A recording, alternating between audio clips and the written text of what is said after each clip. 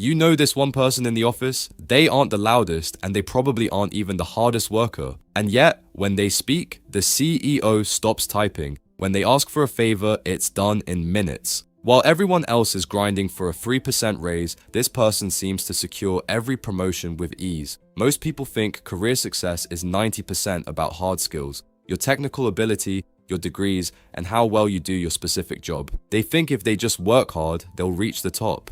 But they're wrong.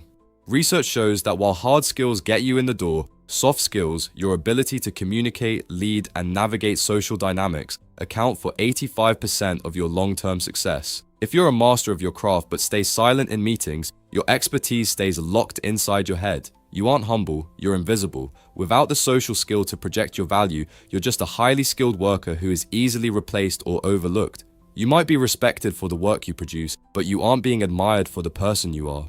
Charisma is the unfair advantage for your success. It is the single highest leverage skill you can develop. It's the difference between being the man who does the work and being the man who directs the energy of the room. And unlike your competitors who are busy earning another certification, charisma is something most people never think to develop, which means the window of opportunity is wide open. There are 4 pillars to becoming the most charismatic person in your office, and today I'm going to reveal all of them so you can start applying them immediately.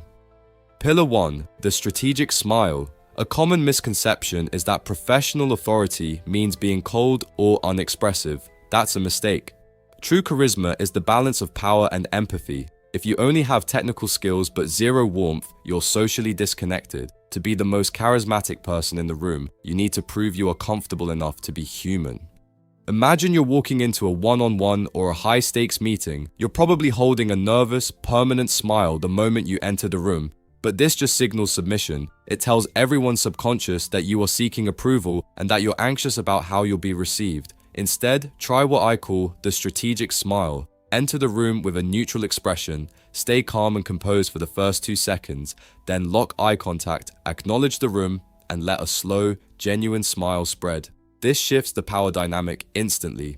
You're no longer the one seeking approval, you've turned yourself into the one granting it. This is the charismatic sweet spot. It's the perfect contrast between the nice guy who smiles all day and the cold CEO who is hated by everyone. It's the balance of high-status warmth, showing you are kind enough to be approachable, but composed enough to be respected.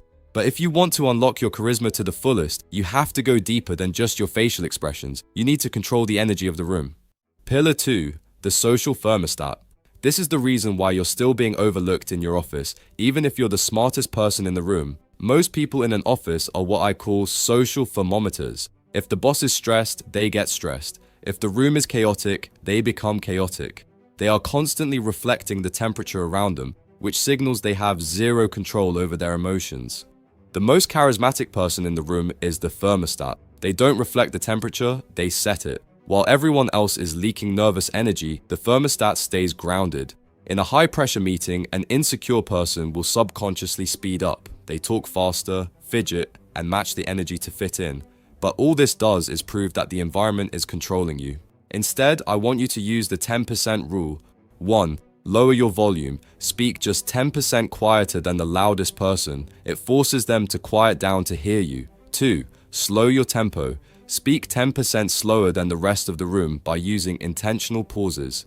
3. Physical stillness. Reduce your movements by 10%. While others are shifting in their seats, keep your hands visible and perfectly still.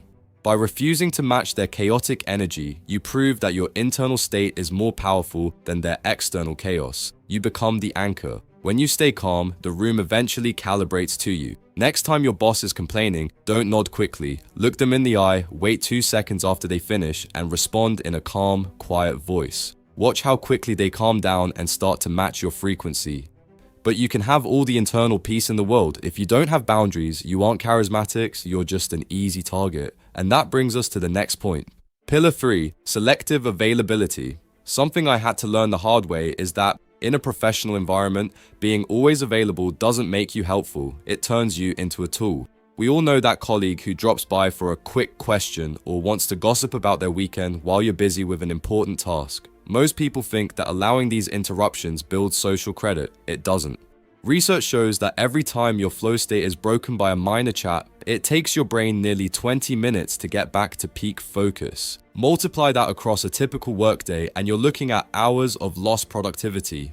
By being the nice guy who's always free, you are literally sabotaging your own success for someone else's boredom. So, if you want to become truly charismatic and successful at work, you need to master selective availability. If you shut everyone out completely, you'll just be labeled as cold or difficult to work with. You want to be accessible, but on your own terms. Next time someone interrupts your flow with a minor issue or office gossip, don't just say no. Instead, say something like, "I'd love to catch up, but I'm deep in a high priority task that needs my full focus right now. Let's talk once I've cleared this. I'll come over to your desk when I'm through." You aren't rejecting the person, you're simply prioritizing your output. By promising to come to them later, you stay approachable, but by refusing to be interrupted now, you prove that your focus is a valuable resource. You stop being a utility that's always available and start being a professional who owns his time.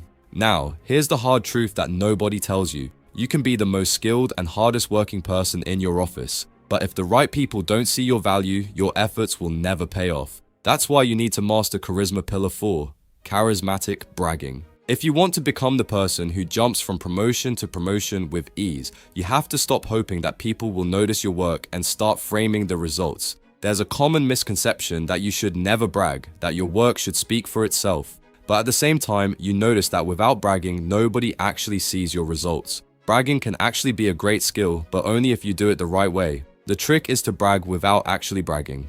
The most powerful form of bragging isn't verbal, it's environmental evidence. If you're the first one in the office and the last one to leave, you don't need to tell your boss you're a hard worker. The empty parking lot and the timestamp on your emails say it for you. And when you actually do speak about your work, stop looking for approval. Instead, frame your success as a technical update or simple matter of fact. Instead of saying, "I finally finished that massive report, it took me all night," you just say, "The report is on your desk. I made sure we hit all the KP as we talked about." And if you want to stand out even more, you need to anticipate the friction. Identify the one task your boss absolutely hates doing, the one that sits on his desk for weeks, and just handle it.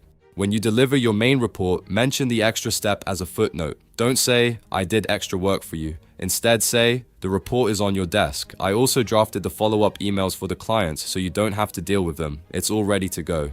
You aren't asking for approval, you are providing relief. By over-delivering on the things they hate, you aren't just hard-working, you're becoming the person they literally cannot afford to lose. Master these 4 pillars and you'll officially become the most charismatic person in your office. If you want to find out how charismatic you are, check out the first link in the description. I have made the invisible visible by creating a free charisma quiz that shows you exactly how charismatic you are. Don't leave your career to chance. Go and take the quiz right now. The link is in my bio.